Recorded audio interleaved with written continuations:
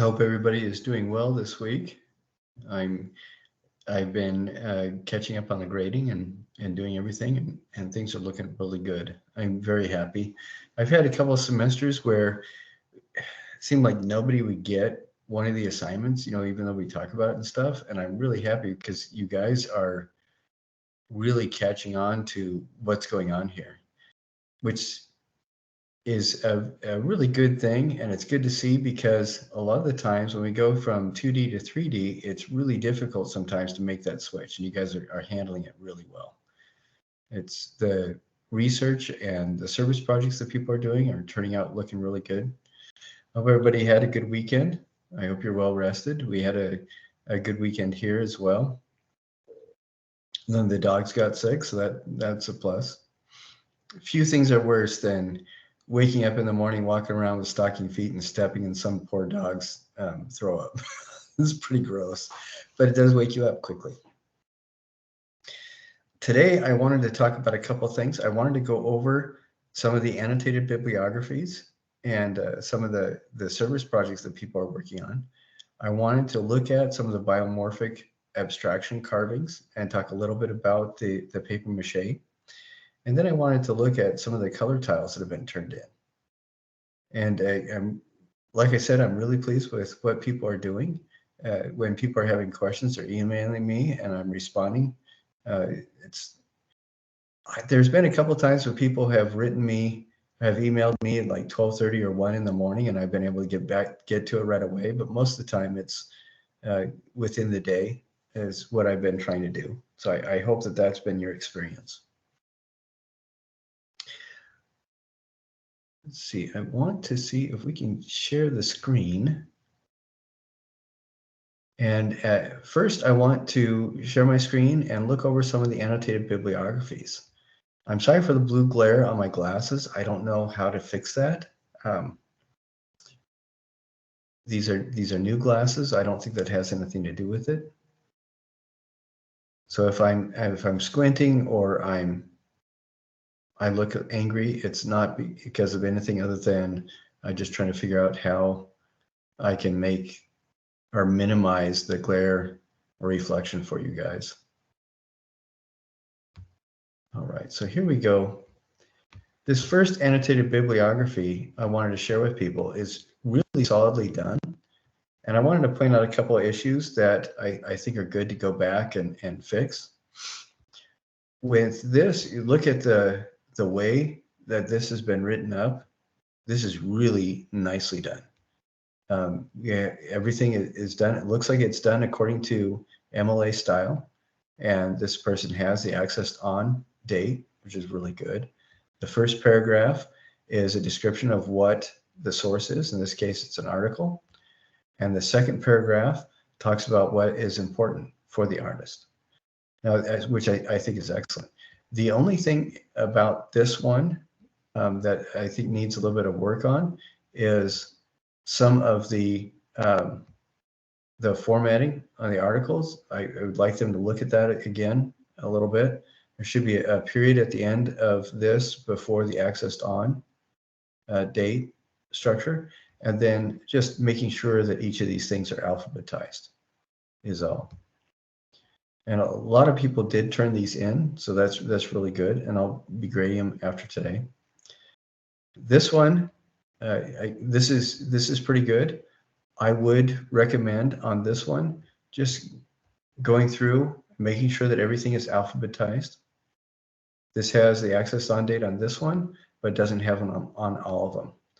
And if you use an MLA format that includes the internet address, the HTML site address, that's great, but you also still need to have the accessed on site. So this one still needs to be alphabetized, and they need to double check the citations so that following MLA format and that each one has the accessed on phrase. And again, the accessed on is the date that you are accessing the particular website or online source that you're using. The reason that's important is because of Internet Archive sites will take you back to the exact date that you accessed an article originally. And a lot of the times the sources that we use are changed quite a bit as museums reformat their sites, or as gallery sites do, or as articles change. Sometimes the links are not going to work. And links are not necessarily going to always be in the MLA format that you choose. Whatever site type of format that you choose, you need to keep them consistent all the way through all 5 citations. And this one, I think, is the paragraphs used are pretty good, pretty solid. And that's what I'm seeing, is that most of the time the paragraphs are written really well. The only thing that I would be concerned about is formatting for the most part, as well as just making sure that everything is formatted correctly according to MLA style when you do the citation, as well as that they're alphabetized. Like in this one, for example, this is not correct MLA format right here. And the paragraph, there needs to be 2 distinct paragraphs. So this needs to be split up into 2 paragraphs and re-edited that way. And it's out of alphabetized order. And this second one doesn't have the accessed on phrase. But you can see how everybody's doing a really good job, solid job writing.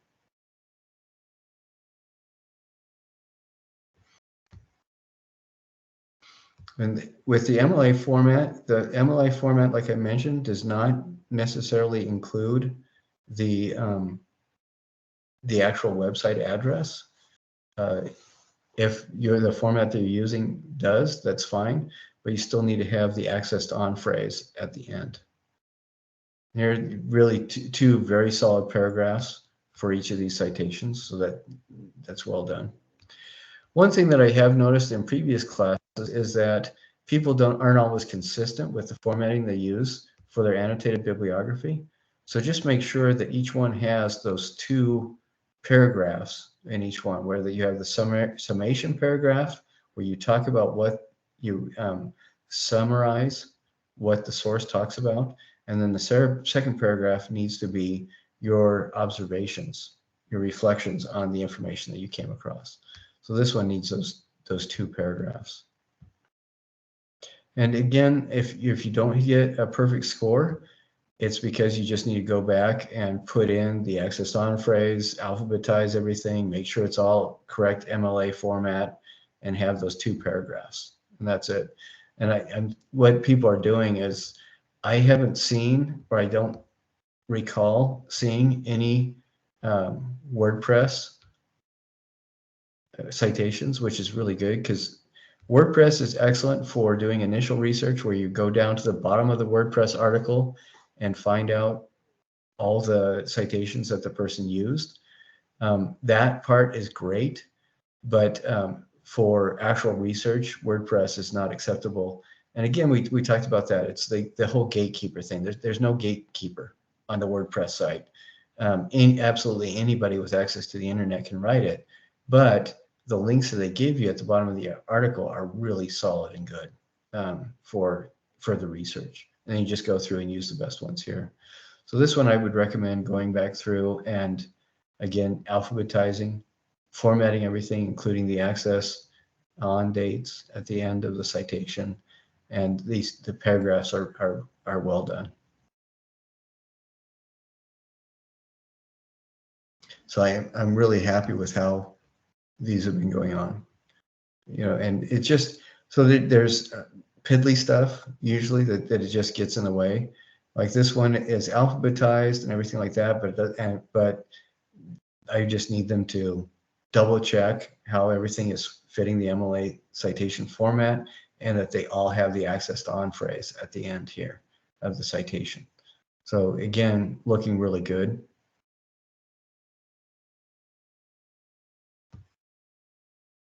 So this is nicely done. This looks like, it appears that it follows the citation, MLA citation. It doesn't have a published date. Sometimes you can't find that, but this does have the accessed on phrase, and then this also has 2 paragraphs, and then it appears to be alphabetized. So that's really good.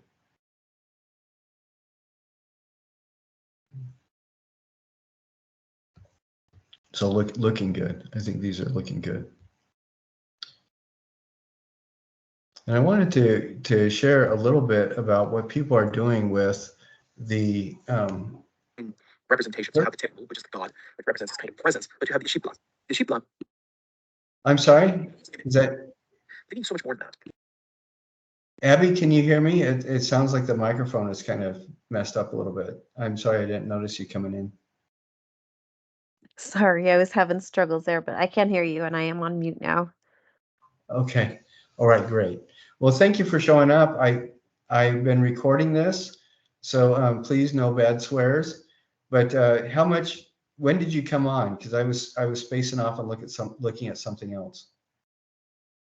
I just came on. I couldn't find the link, so it took me a minute. Oh, you know what? I didn't email it to everybody. Everybody should have gotten it anyway. Oh. But let me see if I can find that. How did you find the link to today's? I finally went into a previous email and just clicked on that link, and then it connected me from there. Okay, I am going to resend the link then right now. Thank you for mentioning that. I know that you and I are probably going to be the only ones here, but okay, let's see. No, that's not it.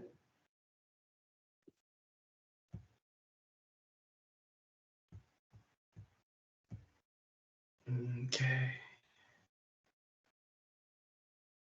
I'm quiet because I'm trying to send the link to everybody that I forgot to. That's kind of annoying because I set this up so that everybody gets it and they're supposed to get it automatically. But what I'm reading from people is that they're not getting the links automatically. Is that true? This is the first time that I haven't been emailed the link. Okay, but it should be happening automatically through your team's connection because everybody's listed in the teams. I So couldn't find it this okay. time, but Okay. Well, I just emailed the link again, but yeah, Teams is supposed to be sending it out automatically just because you're part of the team's team. So that's aggravating. Okay. I'll see. I'm going to write a note on that.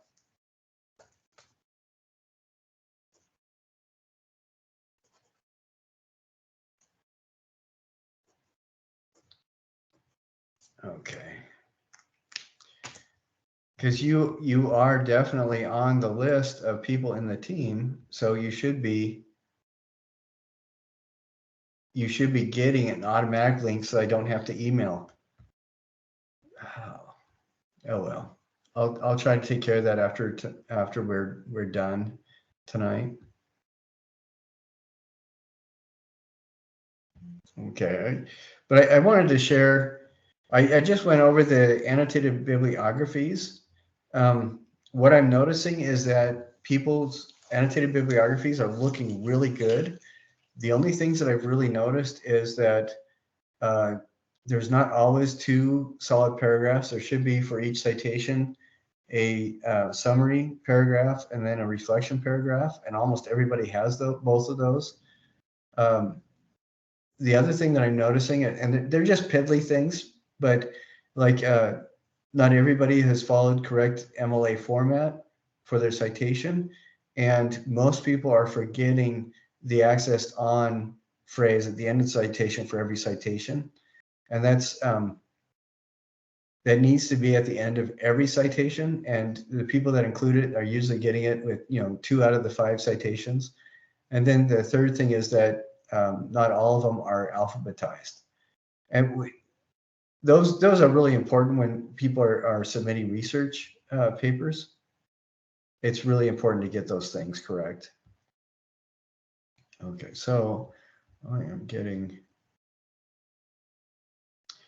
Now this is what the people doing the service learning are doing, and for service learning, it can be a real struggle. And some of the people I'm hearing from, they are having a hard time connecting with people that they're trying to set up the service learning project with. For service learning, what they need to do is find somebody who has a potential need that they can address.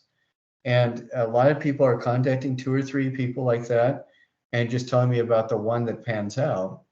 And then they're working with that person to find out what they need, what the people they reached out to actually need that the student can provide.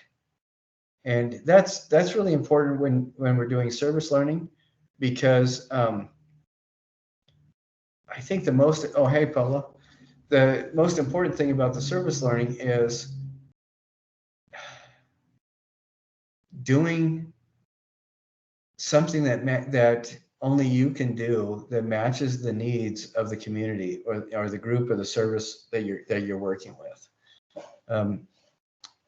I've had people before, and I think I've mentioned this before, who have, for example, volunteered to set up chairs for an event, and that really doesn't do much because anybody can do that. But you guys are artists, you're professional artists.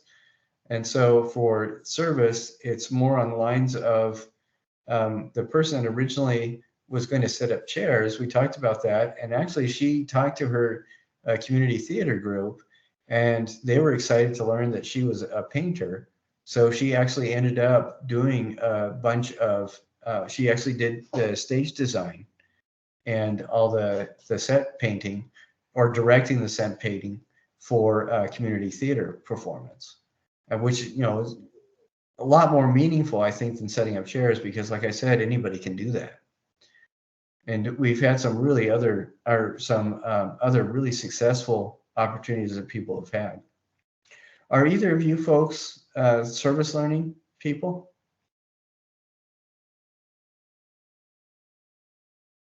I'm not. Okay. How about you? You are? Okay, Paula, let's see. What is your, let's see. Hold on just a second here. Paula, can you tell us a little bit about your experience finding the group that you're doing your service with and what your project is looking like? Would you mind sharing that? Yeah, so basically, the group I'm working with is a group at Salt Lake Community College. It's a program that aims to help underrepresented students navigate college. Whether that be like students that came from foster care or undocumented students or anything like that. And I found them because I was in that program. And I know how much they helped me, so I just decided to see if I could help them.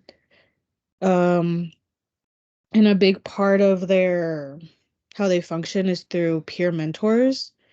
So it's just other students at the college, like putting in the time to help the students in the program. Um, so the conversation I had with the coordinator of the program was just, um, she asked for my input as a former student in the program. But it's been like 2 years since I was in it. So I was like, oh, I can give my input, but I'm not exactly sure what the program needs now compared to when I was in it. Right. So I asked to meet with the rest of the peer mentors, just to get brainstorming. And most of the stuff wasn't going to be able to be done until March. So I am meeting with them again on Friday just to solidify everything. But for the most part, it'll just like a lot of what they have to do is make content. So I'm just gonna help them with some skills that could help with that, like um and just some stuff for their website as well. Because they have a lot of really good ideas to help the students with, but they're not great at like communicating that ideas, if that makes sense. So I'm just gonna kind of help them with that part of it. Well, that's kind of exciting, because you're not just being a peer mentor, you're using your specific skill set. I think Didn't you say you were like a graphic designer or something? Yes. Yeah, and so you're using that specific skill set to help them with their program in general. You're not just being a peer mentor, and I think that's pretty exciting. And you're helping them to more do their program more effectively. You're not just filling an immediate need.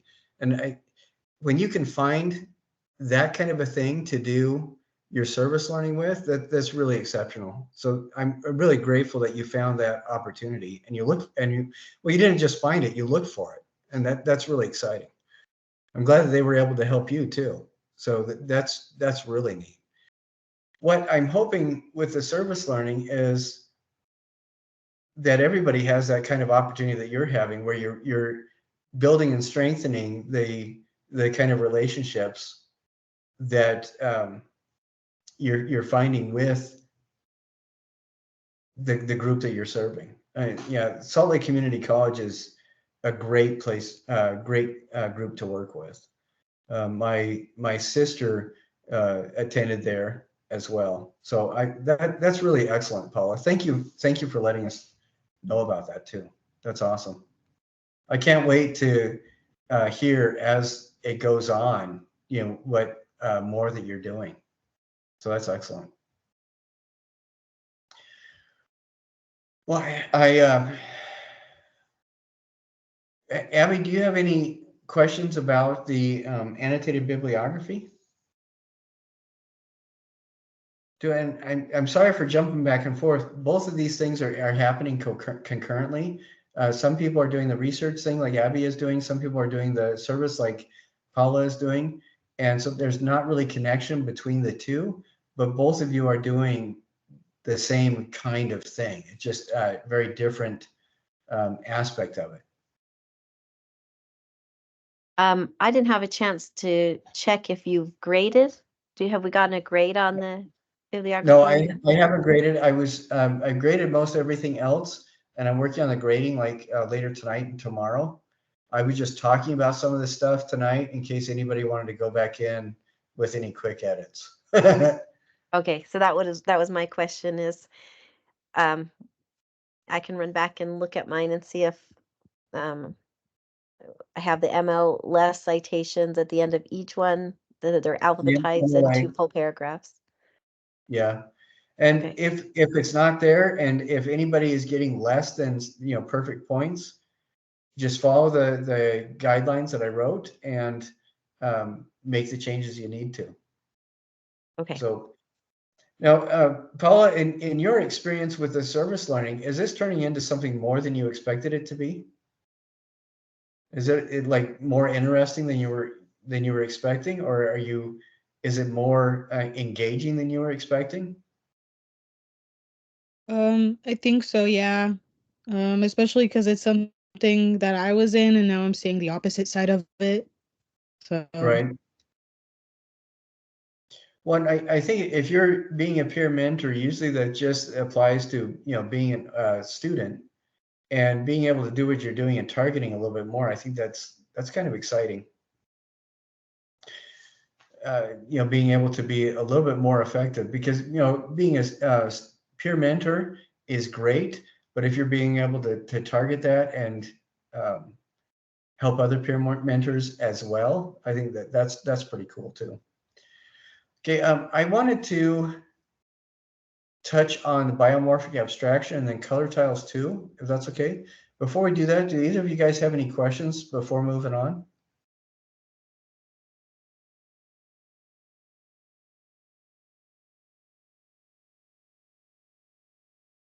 I guess I have a quick question about the mighty Voltron sculpture, and if that's something that we should be finishing up, as it has the February 25th due date. I think that's really good. A lot of that, I don't know what's going on with the due dates. I thought I had changed everything. What we're doing is, on my screen, you're seeing the biomorphic abstraction carving. The next step after this is doing the paper mache covering on it. And then the Mighty Voltron one is after we're done with the color tiles. So the Mighty Voltron thing shouldn't be for another week or two, because after we do the color tiles, then we want to go back to the sculpture that we cover with paper mache and paint and add texture. So that's a really good question. I will go back in and change that, because the Mighty Voltron one, after you do the paper mache, you shouldn't really, I really don't want people to touch that again until March. So I thank you for pointing that out.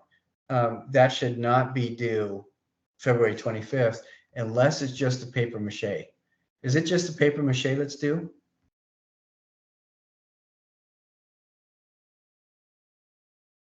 Mighty Voltron Sculpture Revisited. Okay. Yeah, the paper mache, I think we can do that. I'm going to change that right now so that it's next week. Oh, and several people already did it. About half the class already did it. So I'm sorry for the people stressing out. I am really sorry about that.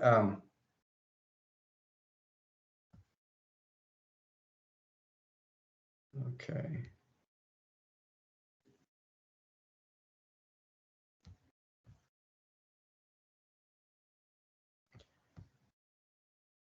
It does look like it is asking us to do the paper mache Okay. Yeah. on the Mighty Voltron Yeah. Sculpture Revisited. Okay. So that's a good thing to talk about. And I am changing the date for everybody who did that early. That's awesome. I am changing that. We will talk about it a little bit tonight. Let's see. I'm going to go ahead and do the stop sharing thing. With so thank you very much for pointing that out. With the paper mache, so most people have done their biomorphic carving, and that image that I had on the screen is a really good example of what we're looking for. And I'm going to go to that again.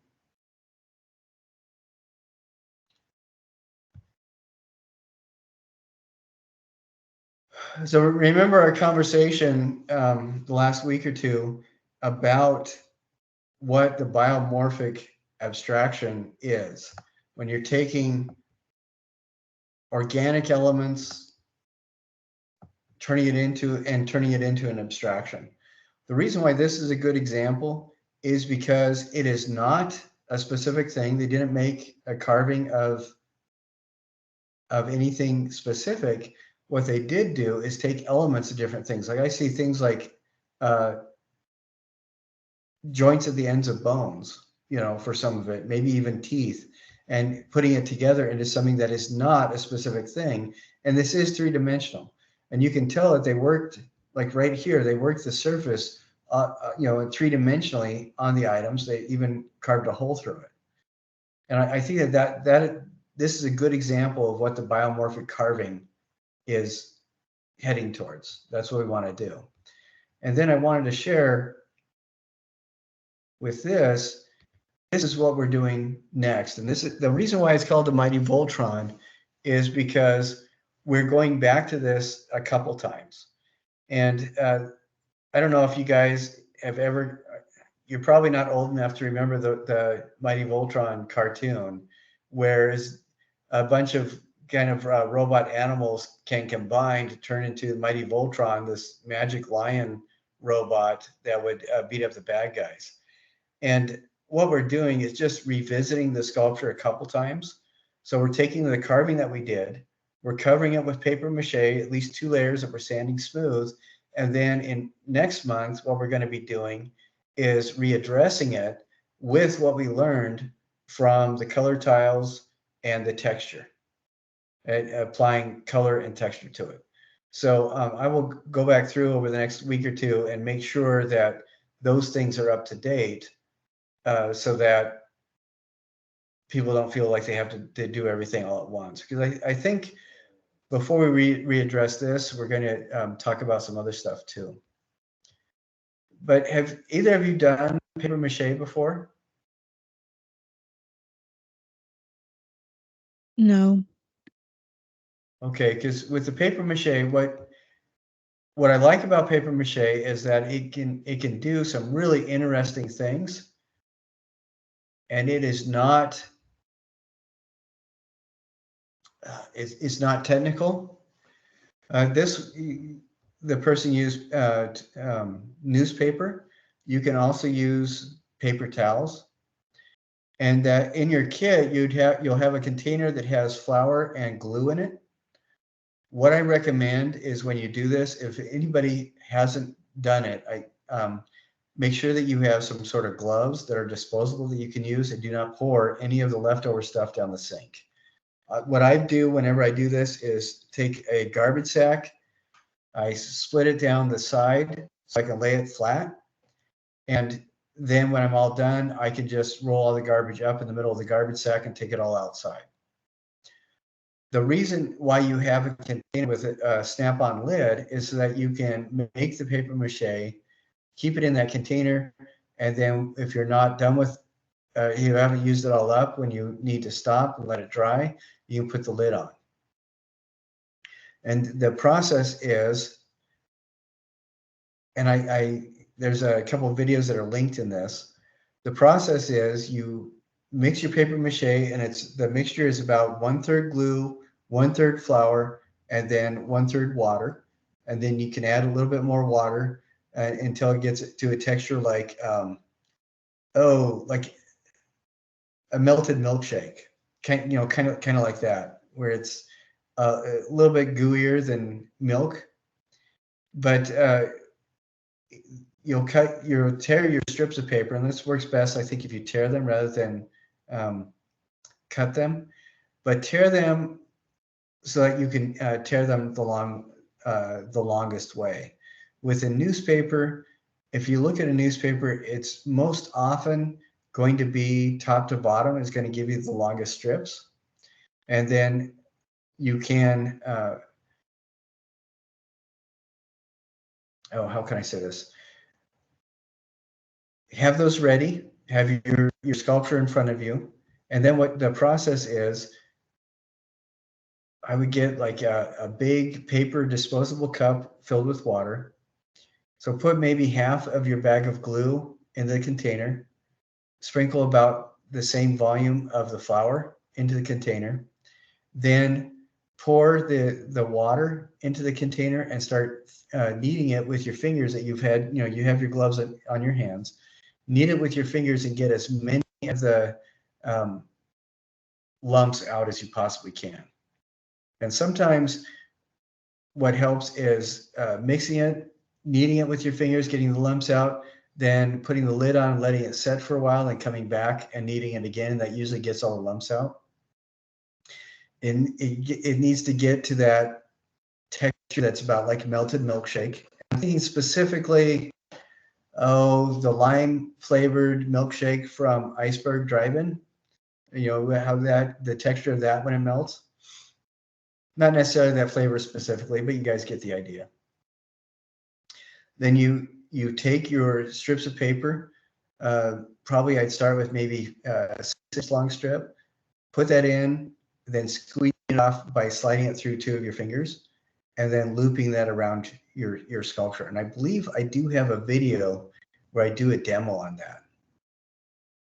And here I want you to spend like 15 minutes looking at what this guy does, the Gourmet Paper Mache website. He does some pretty amazing stuff just with the paper mache. And he goes through a very similar process to what we do. I don't know if he's feeding the cats to the dragon or what. But you can see it is an interesting medium that reminds a lot of people of their kid days, but there's a lot of really good stuff you can do with it as well. With the wood glue that's in your kit, it makes your biomorphic sculpture incredibly strong and sturdy.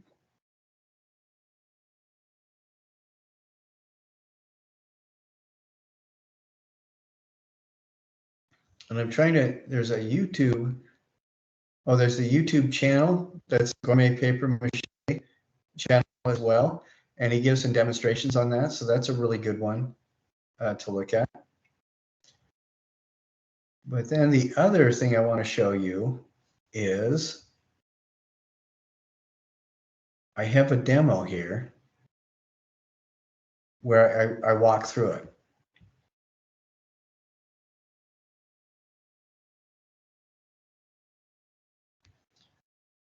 So we're not going to watch the whole thing. I would say go ahead and look at this while you're doing other things, perhaps. But this gives an example of the carving.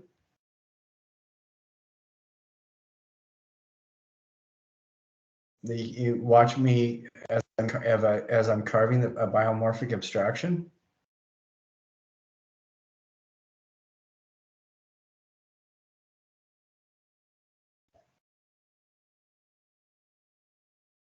See that? It's absolutely beautiful and gorgeous and everything like that. It's changed the world forever. And then here I am doing the demonstration. So about minute 53 is what we're looking at. Or 55. So I have a bag of glue. Can you guys see this, Paula and Abby? Yes. Okay. Yes. So I'm mixing it into the container. The container's right here. And I'm sorry that it's kind of fading in and out of the video just as I'm moving stuff around. But I'm mixing the glue in there. And then I have the powder that I'm putting in.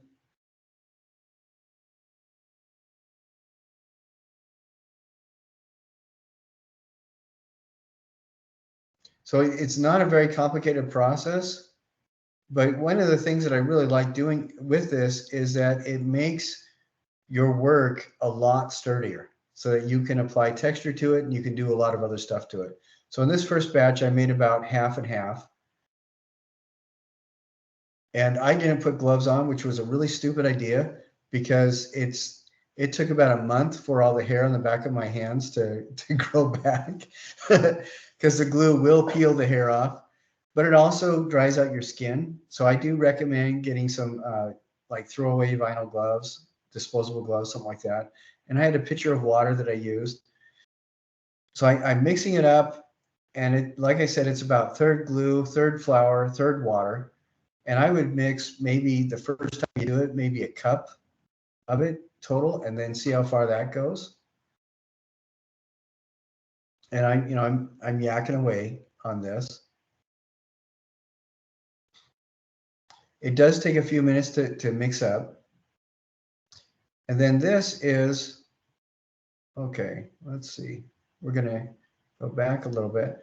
I'm demonstrating how to tear the paper. Now, that is kind of a dumb thing, but it is important because paper, particularly newspaper, when it's printed, when it's made, when it's printed, it's put through rollers.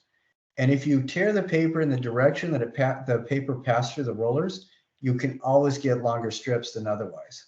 If you go at right angles, you'll get weird shapes. And sometimes you need smaller strips for the tighter areas in your sculpture. And that's fine to do that.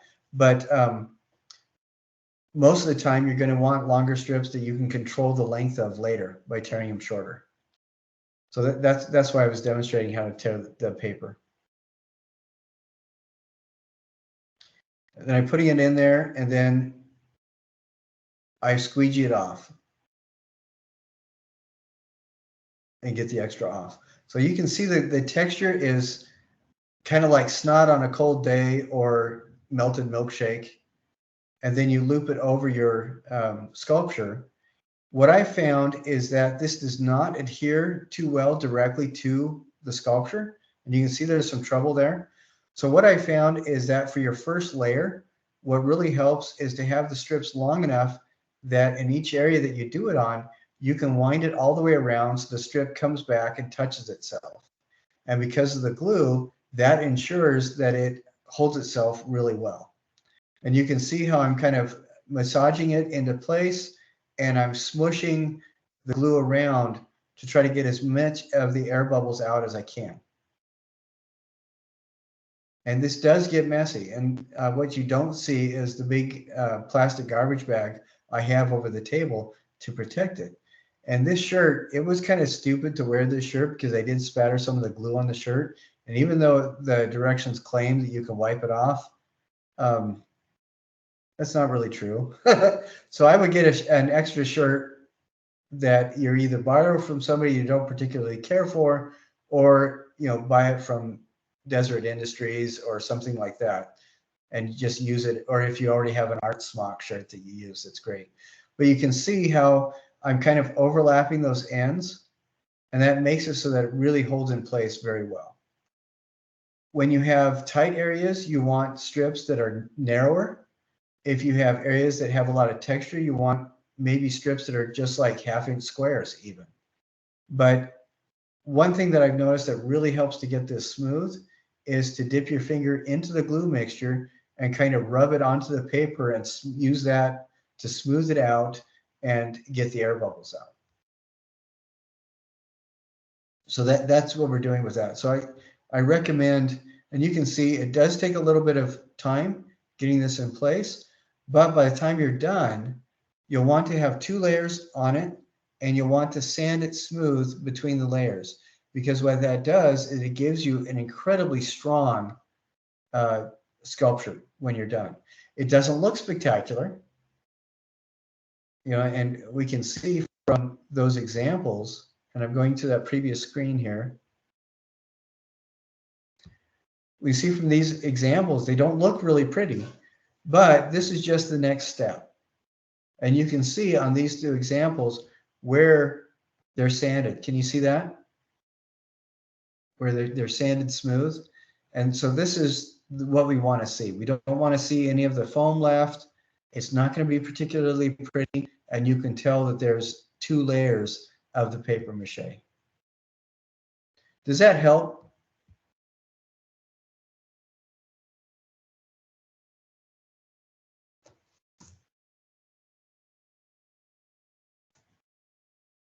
Okay, good, excellent. Do you guys have any questions about the process?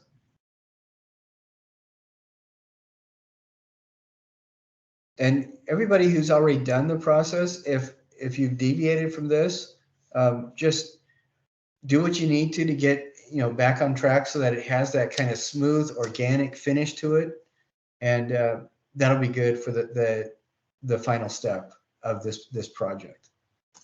That's excellent.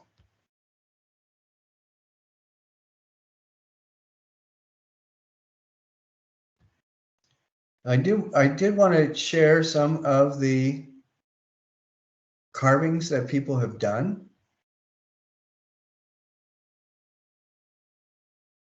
And just talk about them. Like, I think that this is the one that we talked about earlier.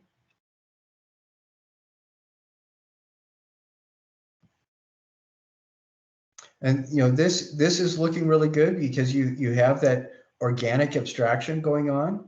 This could probably be smoothed a little bit more. That is kind of hard to do sometimes, though, because as you can see, it looks like this artist tried sanding it, but it kind of beat it up a little bit. And that's one of the things that happens. So you just do the best you can. You want to get it to be smooth as much as you can. And a lot of that, the beading and stuff, will be taken care of when you do the paper mache and the sanding. I think this one is a really good start. This reminds me an awful lot of Brancusi. And I think that this would benefit perhaps from maybe a little bit more rounding on it.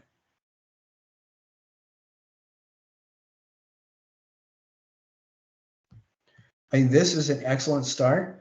I'm seeing a little bit of that flat surface still, and I'm thinking that this could benefit from a little bit more sanding and rounding all the way through. But I think that this is coming along and looking really good too.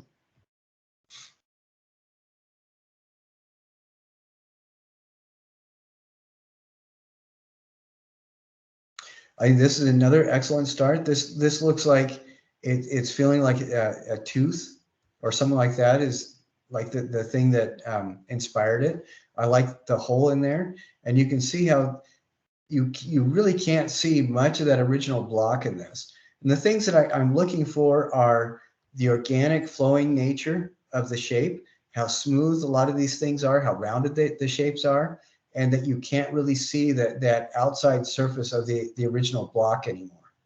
So that's really good. I did have one person turn in one about 3 years ago where they just took that block and shaved down the edges, and that really doesn't do much. You know, that doesn't help. So, and I'm really glad to see that people aren't doing that. Like, this is another really good example where you have very strong Brancusi feel in a lot of these curving areas. This could probably be smoothed a little bit right here and here, but this is looking overall really good.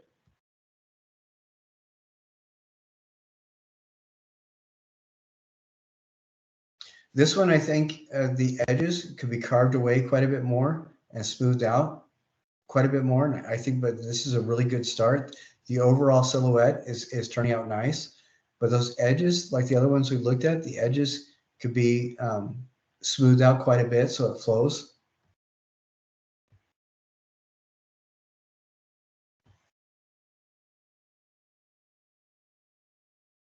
I think this is an excellent start. I love the unusual shape, and you can see how curved and organic this is, and it is very abstract.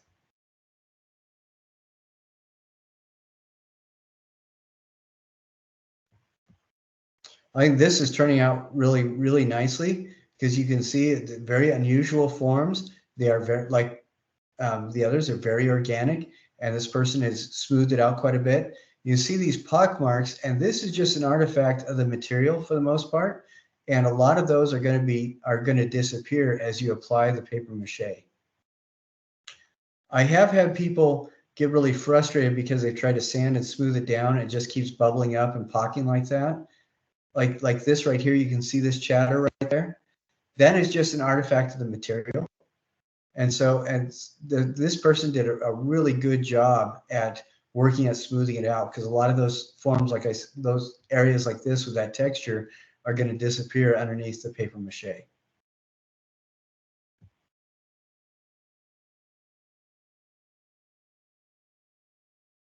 And this is another one where the form is coming along beautifully, and this would look really good with this edge smoothed off and rounded quite a bit. Like this edge right here is very round, rounding this corner right here, rounding these corners, and getting rid of this flat edge by turning it round just like these would make this really exceptional.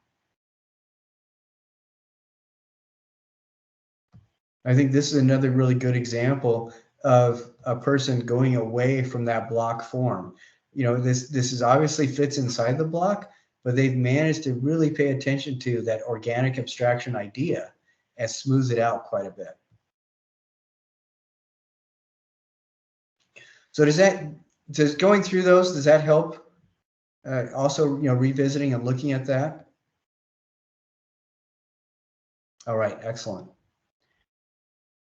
Well, the next thing I wanted to look at really quickly is the texture and color tiles. And there's some really interesting examples, I think. Like this, I think, is really an excellent example. I'm not exactly sure, and what the excuse me, the what's it called? The color scheme is, you know, if like this feels to me like it's monochromatic. This one feels like it's a triad. What this one looks to me like it's complementary because we have the blue in there and we have a couple shades of orange. And I think these are really good examples because this artist really paid attention to that whole collage idea. There's lots of pieces of material that they use to build up the color. And I think that turned out really well. And I love this. It looks to me like these are old buttons and maybe popcorn and like grass or sticks right here. And I love that the spray painting it all one solid color did a great job in emphasizing the texture. So I think this turned out really well.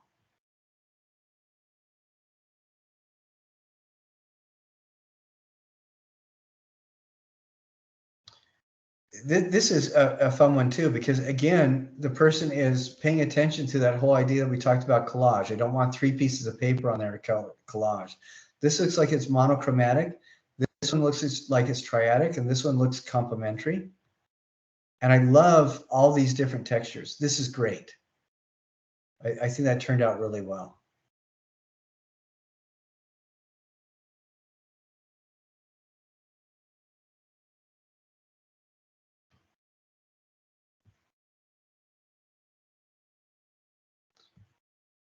This, I think, turned out really nicely too. I mean, you look at all those little elements for the collage, and these are kind of fun examinations of those ideas of color. Like this is what is achromatic, where there's no color.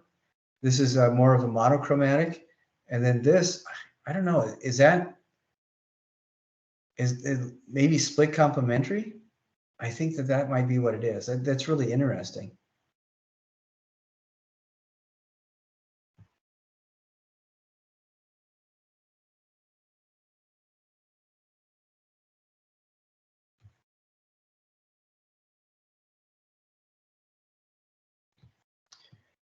This is really a fun one too, where we have a lot of pieces going into the collage. This is kind of cool, where it's the person made a little bit of a 3-dimensional element to the collage, having these little springs coming out. I kind of like that, because this is the kind of stuff that I used to do all the time. I love that kind of energy. And this, just looking at this, there's something about this right here that satisfies my OCD. With the 2 layers of glue dots. I think that's great.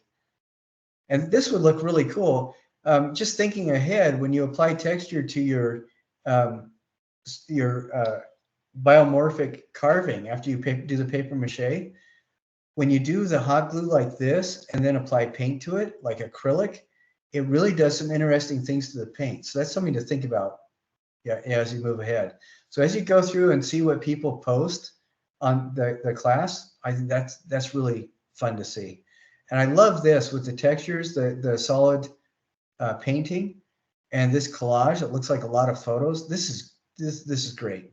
So what I'm seeing is that the people, the color and texture cubes that people have turned in have really look very good, and that's exciting. It's really fun to see that. So if you haven't turned yours in yet, think about that. Look at what people have put onto the post for the class, and use that as inspiration. Now, the other thing I wanted to talk about briefly is I have not seen additional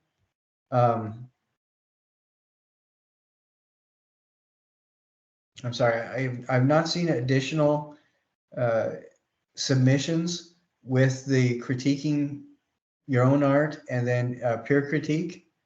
So whoever wants to do that, I think we did get a couple more last week that I put up, but I haven't seen any this week yet. Again, if you do that in the next couple of weeks, you will be getting extra credit for it. So are either of you guys interested in posting one of those? I'll get mine done as soon as I can. I did have a goal to get it done by the end of February, but it might not happen where I got sick. Well, to be totally honest, I get that. I hate being sick. One of my students has pink eye, and she got pink eye last week, was tending her kids, and her kids gave her the flu that they've been getting too. So she's been sick for about 2 weeks now. And that sucks. Whenever you can, that's great. And again, it's not due until the end of the semester, but as many of those as people can get done, when you get them done early, you get extra credit. And I think it just makes it a little bit less stressful by the end of the term, if you're able to do that. What I have seen is the ones that people have turned in, everybody's been really conscientious about making sure that they go through each of those 4 steps of artistic critique and address whatever they're looking at from the standpoint of not seeing it before, whether it's theirs or somebody else's. Remember do you guys remember what the 4 steps of artistic critique are? Do you remember what the first step is?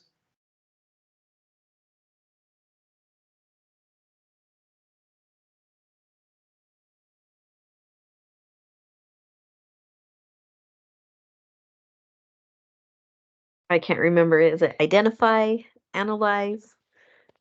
Well, the 4 steps, and I kind of sprang that on you guys. You did get the second step. The first step is we're approaching the piece and we want to describe it. We want to talk about the physical traits and what we see. The second one is analyzing, and that's, Abby, what you were talking about. And that's when we are talking about how the person put it together.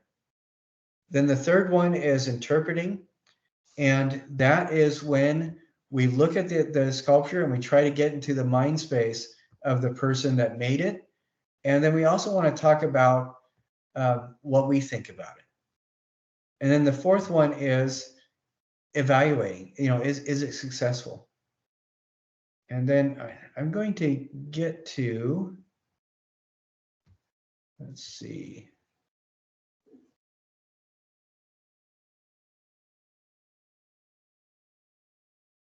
All right.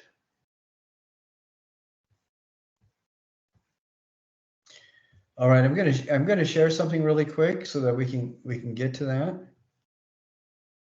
Let's see.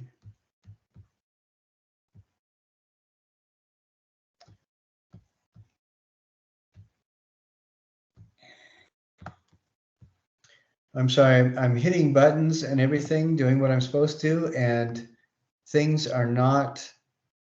Okay, here we are. I need a 12-year-old sitting next to me so they can show me how to use my computer. Okay, here we go. These are the tools of artistic critique, and this is how we'll do a critique. We'll just go through and ask or answer each of these questions as we look at artwork.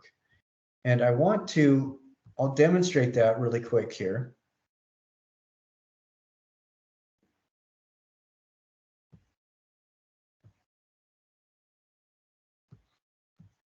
And I'm just going to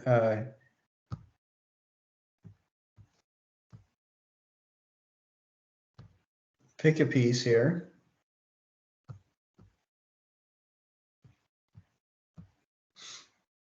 Okay. All right, looking at this sculpture, let's see. It's hard to see this whole picture all at once, but I think this will give us a pretty good idea. And I can do the critique from this.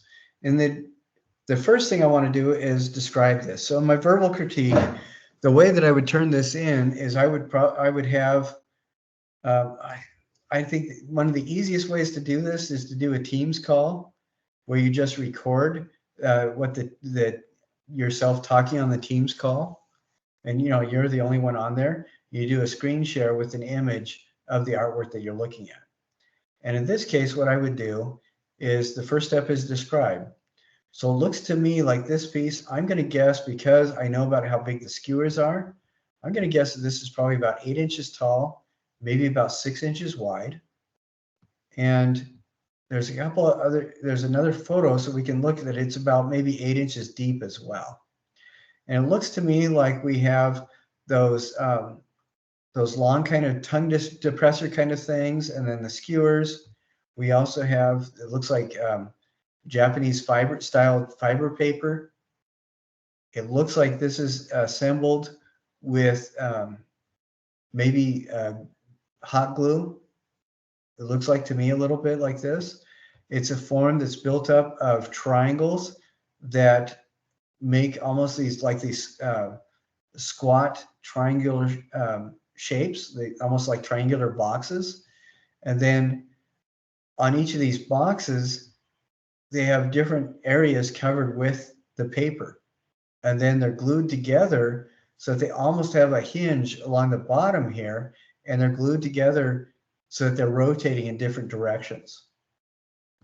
And it also looks like to me that the skewers sometimes are put on to emphasize some of the lines and to go against some of the others. So this is this whole thing. It looks to me like the triangular forms. There's 1, 2, 3, 4, 5, 6, 7 of these triangular forms that are attached along the base, rotating in different directions. And it looks like the front one has a front panel covered with paper. There's other areas where paper is wrapping around the whole thing. Some of them, it's only wrapping around part of it. But it has this very angular feel that still has this kind of rotation feel too. So that's the first step. Then the second step is analyze. It looks to me like this is constructed where the person decided on a module that was made with 2 triangles that had these short sections glued together to separate the 2 triangles. And so the overall module was like this with the 2 major triangles right here. And it looks like the long edge is maybe 5 or 6 inches, the short edge maybe 4 inches, 3 or 4 inches. And it looks like there's maybe a 1-inch separation between the 2. And then each of those modules is defined with,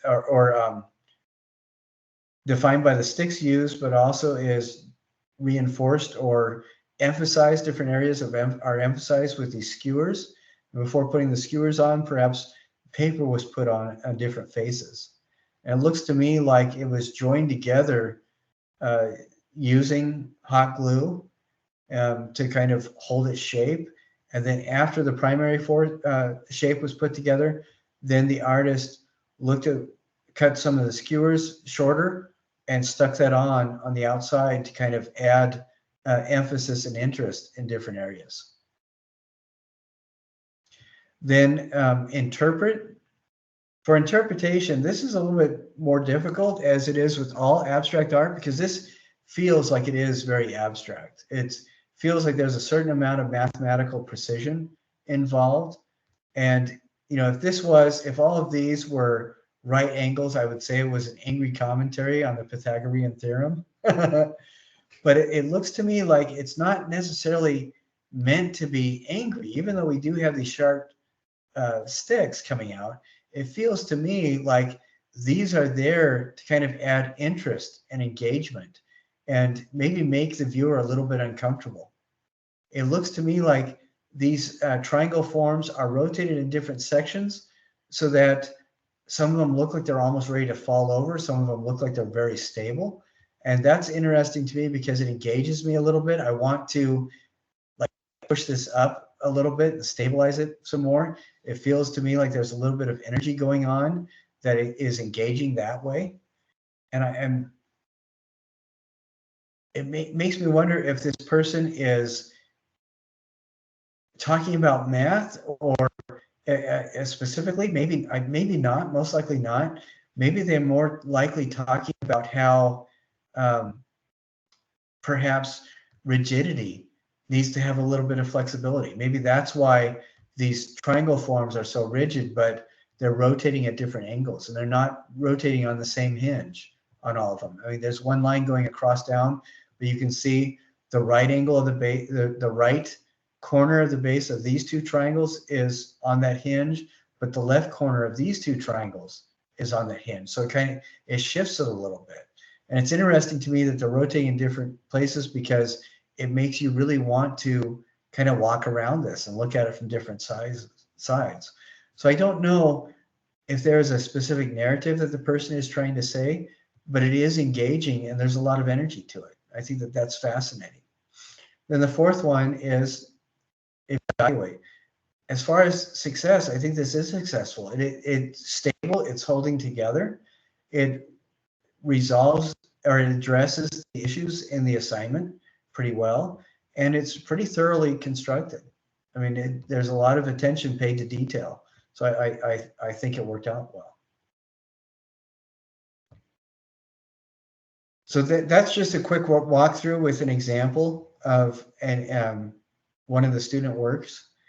I think the most important thing to remember in this process is, look, doing this to somebody else's work is not going to be a big deal. all of you are able to do that. The hard thing is going to be doing this to your own work, because everybody, all of us artists are perfectionists. We can't help it.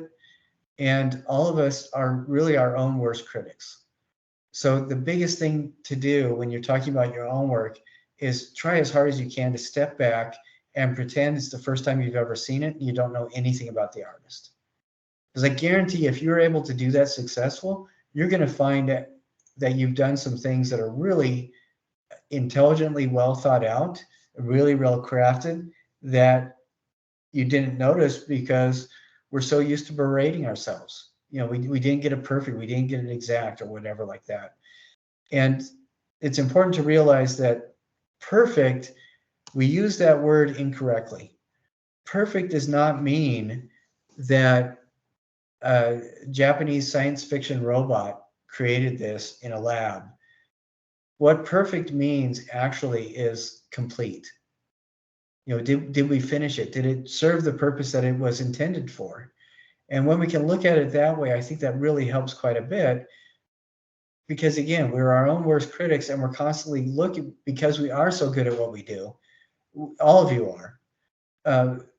You're constantly looking at how you can improve, and that doesn't really allow you the energy that you should be putting into appreciating the work that you've already done. So please try to remember that as you do your self-critique. Right, well, those are the things that I wanted to talk about this week. Does anybody else have any other questions? Anybody else? I mean, do either of you guys here have any other questions?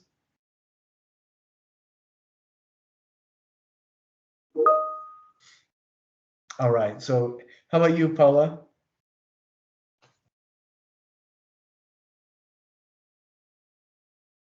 Okay.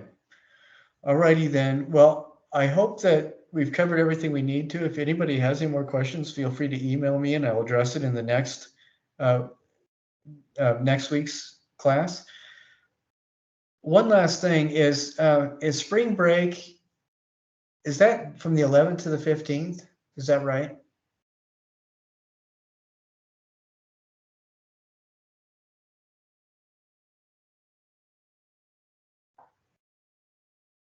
Because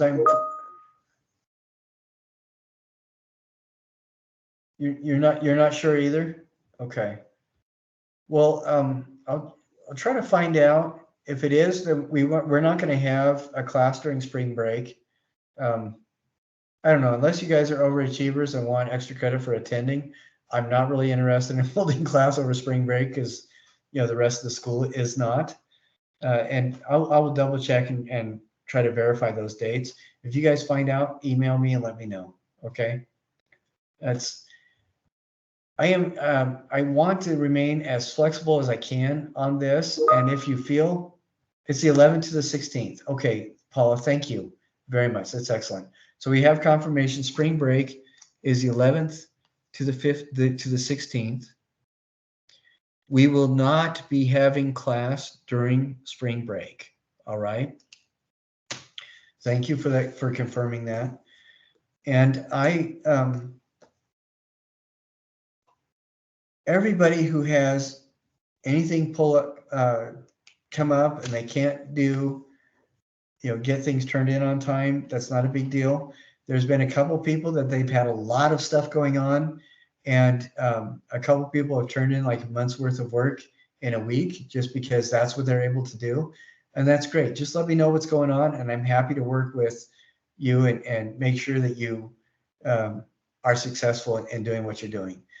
And one last thing is, if you're not getting all the points you want in a quiz or any other assignment, redo it, make the changes you need to, and resubmit it.